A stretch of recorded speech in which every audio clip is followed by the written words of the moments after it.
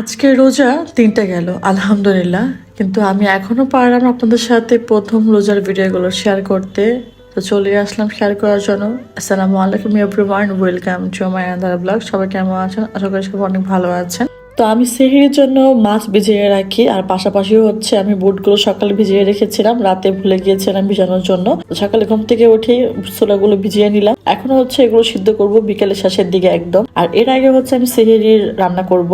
তো তেলাপিয়া মাছ হচ্ছে বরাবর সবার একটু পছন্দের তালিকায় থাকে আমাদের বাসা যারা আছে আমরা এখন বর্তমানে। তো আমি ভাবলাম ঠিক এর সাথে সবার পছন্দ তেলাপিয়া মাছ, তো আমি ছোট বড় দুইটা মাছ মিক্স করে নিয়েছি, নিয়ে সুন্দর করে ভেজে নিচ্ছি। আমরা এটা মধ্যরাতেও খাবো, দেন হচ্ছে আমরা সেহরি রাতেও খাবো। এটা সুন্দর করে ভেজে নিয়েছি। আমি এটা একদম ভুনা করব না, আমি একটু বারবিকিউ করার চেষ্টা করব। তো হচ্ছে আমি এখানে বেশি করে একটু পেঁয়াজ মরিচ নিয়েছি, নিয়ে সুন্দর করে একটু হালকা মশলা দিয়ে আমি এটা বারবিকিউর মতো করব। আর পাশাপাশি হচ্ছে আমি ডাল রান্না করেছি, দেন চিকেন রান্না করেছি, আর করেছি সুন্দর একটা স্পেশাল ভর্তার আইটেম। আপনারা দেখতেই পাচ্ছেন কত সুন্দর ভর্তার আইটেম, মাশাআল্লাহ। আমার ভর্তা না হলে একদম চড়া সেহরি বা যেটাই হোক। তো এখানে হচ্ছে আমার অলরেডি মাছ ভাজা প্রায় শেষের দিকে। তো আপনার সাথে এখন শেয়ার করবো সুন্দর একটা কর্নার, আর সেটা হচ্ছে পবিত্র রমজান মাস উপলক্ষে আমি একটা কর্নার সেট করেছি ইবাদত করার জন্য, যেখানে বসে আমি সুন্দরভাবে 5 ওয়াক্ত নামাজ আদায় করতে পারবো। দেন হচ্ছে আমি তারাবি পড়তে পারবো এখানে বসে। এখানে তবজুও করা যাবে, আবার কোরআন শরীফও পড়া যাবে। তো আমি চেষ্টা করেছি সুন্দরভাবে একটা কর্নার সেট করার জন্য।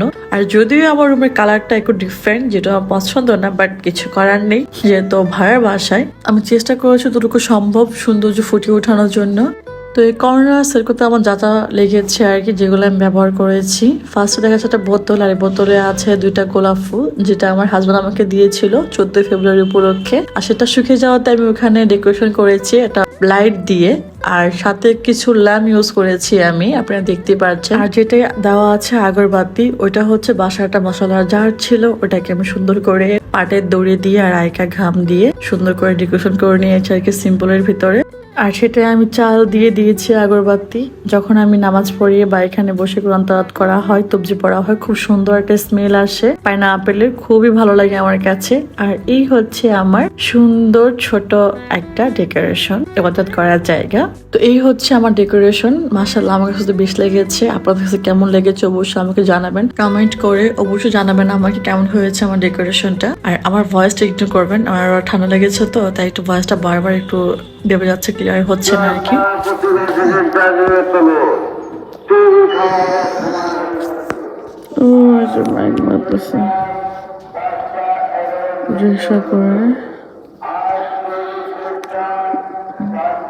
এই দিনটাই খুব মিস করা হয় রমজান মাসে।